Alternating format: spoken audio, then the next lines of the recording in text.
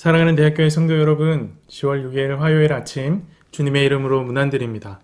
오늘 함께 보실 하나님의 말씀은 고린도후서 8장 16절에서 24절까지 말씀입니다. 너희를 위하여 같은 간절함을 디도의 마음에도 주시는 하나님께 감사하노니 그가 고난을 받고 더욱 간절함으로 자원하여 너희에게 나아갔고 또 그와 함께 그 형제를 보내었으니 이 사람은 복음으로서 모든 교회에서 칭찬을 받는 자요 이뿐 아니라 그는 통일한 주의 영광과 우리의 원을 나타내기 위하여 여러 교회의 택함을 받아 우리가 맡은 은혜의 일로 우리와 동행하는 자라. 이것을 조심함은 우리가 맡은 이 거액의 연보에 대하여 아무도 우리를 비방하지 못하게 하려 함이니 이는 우리가 주 앞에서뿐 아니라 사람 앞에서도 선한 일에 조심하려 함이라. 또 그들과 함께 우리의 한 형제를 보내었노니 우리는 그가 여러 가지 일에 간절한 것을 여러 번 확인하였거니와 이제 그가 너희를 크게 믿음으로 더욱 간절하니라. 디도로 말하면 나의 동료요 너희를 위한 나의 동역자요 우리 형제들로 말하면 여러 교회의 사자들이요 그리스도의 영광이니라. 그러므로 너희는 여러 교회 앞에서 너희의 사랑과 너희에 대한 우리 자랑의 증거를 그들에게 보이라.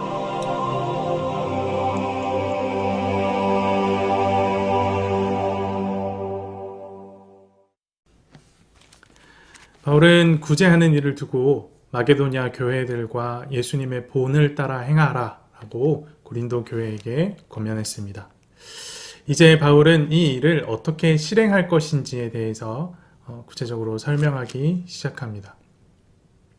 바울이 이 연보 사역을 감당하는 데 있어서 가지는 기본적인 태도는 조심 또 조심입니다. 오늘 본문 20절, 21절 말씀은 다음과 같이 기록하고 있습니다. 이것을 조심함은 우리가 맡은 이 거액의 연보에 대하여 아무도 우리를 비방하지 못하게 하려 함이니 이는 우리가 주 앞에서뿐 아니라 사람 앞에서도 선한 일에 조심하려 함이라. 조심한다 라는 단어를 거듭해서 사용하고 있습니다. 구제 연보 사역이 그 누구에게도 책잡히지 않고 또 비방받지 않을 수 있도록 최선을 다해 조심하는 모습입니다. 그런데 바울은 굉장히 조심스러운 상황임에도 이 일을 혼자서 감당하지는 않습니다. 디도와 다른 두 형제를 선택하고 이들과 함께 동역합니다. 조심 또 조심하면서 선택한 사람들입니다. 바울은 어떤 기준으로 이들을 선택했을까요? 바울이 이들을 소개하는 모습 속에서 그 기준을 발견할 수 있습니다. 본문 16절, 17절 말씀을 보십시오. 너희를 위하여 같은 간절함을 디도의 마음에도 주시는 하나님께 감사하노니 그가 권함을 받고 더욱 간절함으로 자원하여 너희에게 나아갔고. 디도는 바울의 편지 배달부로 고린도 교회 성도들에게 참 유명했던 인물입니다. 고린도 교회에 편지를 전달하는 일은 사실 쉽지 않은 일이었습니다.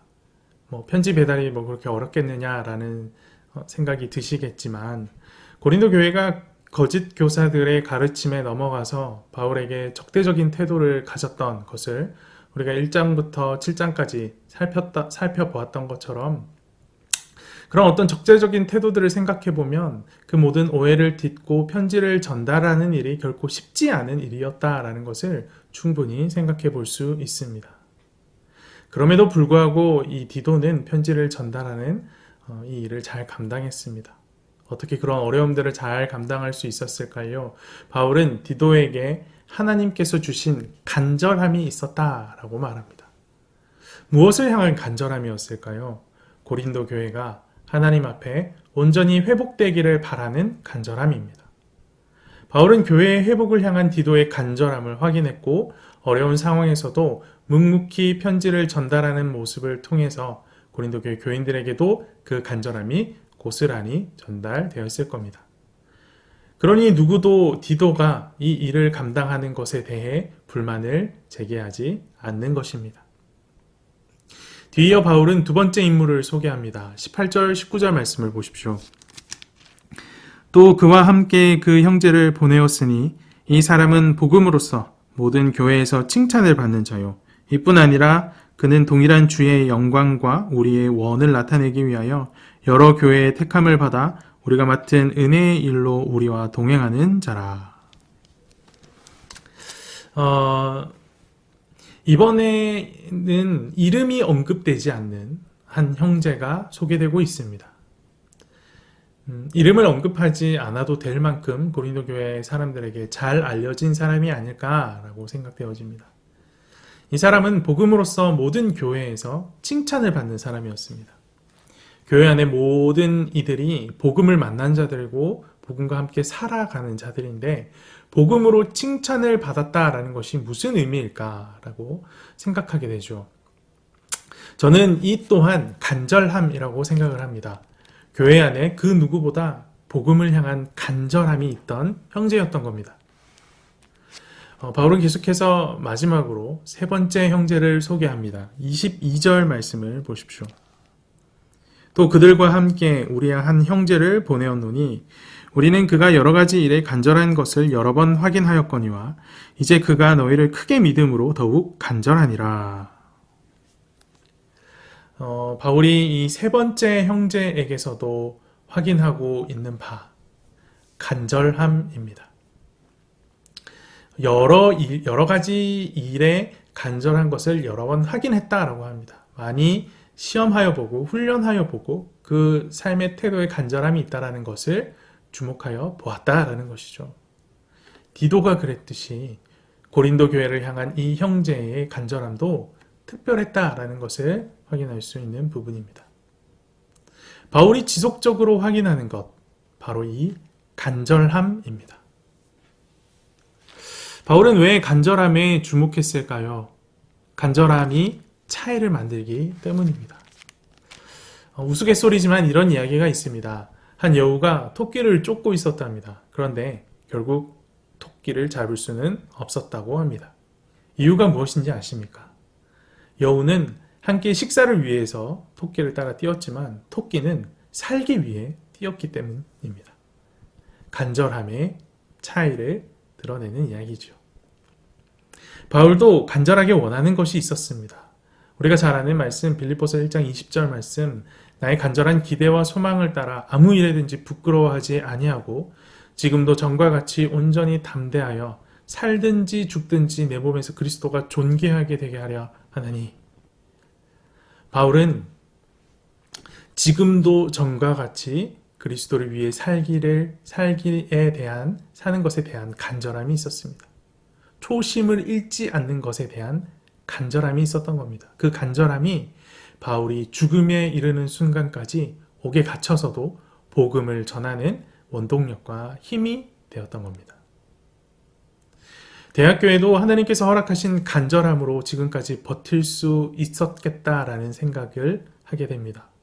복음에 대한 간절함, 캠퍼스를 향한 간절함, 교회로 하나 된 형제 자매들을 사랑하고 섬기는 것에 대한 간절함, 이런 간절함들이 대면하여 예배하지 못하는 시간이 길어지는 지금의 우리를 여전히 대학교회라는 이름으로 하나 되게 하는 힘인 것 같습니다. 사랑하는 대학교회 성도 여러분, 하나님께서 허락하신 그 간절함 여전하시지요? 오늘 말씀과 함께 주께서 우리 가운데 허락하신 이런 간절함이 온전히 회복되어지는 은혜가 있기를 소망합니다. 함께 기도합시다. 오늘은 코로나19 사태에 속한 종식을 위해 함께 기도하기를 원합니다. 이 어려운 상황에서 벗어날 수 있도록 수고하는 모든 이들에게 지혜를 주시고 이 어려운 상황을 버텨내고 있는 모든 이들에게도 지혜를 주셔서 그 어느 누구 하나 중간에 포기하지 않고 끝까지 잘 감당할 수 있도록 위해서 기도합시다. 특별히 대학 교회 교인들에게 복음을 향한, 교회를 향한 간절함을 허락하셔서 이 어려운 상황 속에서도 우리의 신앙을 굳게 지켜나가는 자들이 될 수 있도록 위해서 함께 기도합시다. 기도합니다. 살아계셔서 역사하시는 하나님 아버지 감사합니다. 우리 가운데 귀한 새날 허락하시고 또 말씀을 허락하셔서 말씀과 함께 하루를 시작하게 인도하여 주심에 참으로 감사드립니다. 이 아침 바울이 연보 사역을 마무리함에 있어서 홀로 하지 않고 동역자들을 구했으며 그 동역자들을 어떤 기준으로 구했는지 말씀을 통해 묵상하고 살펴보았습니다. 그들에게 동일하게 발견되는 것, 간절함이었습니다. 주께서 허락하신 복음에 대한 간절함, 교회의 회복에 대한 간절함, 교회의 여러 가지 일들을 맡아서 행하는 것에 대한 간절함이 그들 가운데 있었음을 보았습니다.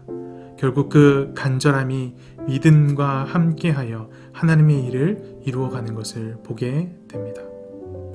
주님, 대학교의 성도들에게도 동일한 간절함을 허락하여 주셔서 대학교회를 세우시고 이 땅 가운데 허락하신 그 이유와 목적을 온전히 잘 감당할 수 있도록 인도하여 주시옵소서. 그 간절함이 우리를 붙들게 하여 주시고 비록 몸은 떨어져 있고 비록 함께 하진 못하지만 여전한 간절함으로 이 교회와 캠퍼스를 위해 계속해서 기도할 수 있도록 인도하여 주시옵소서. 코로나19 사태로 말미암아서 어려워하고 힘들어하는 자들 참 많습니다.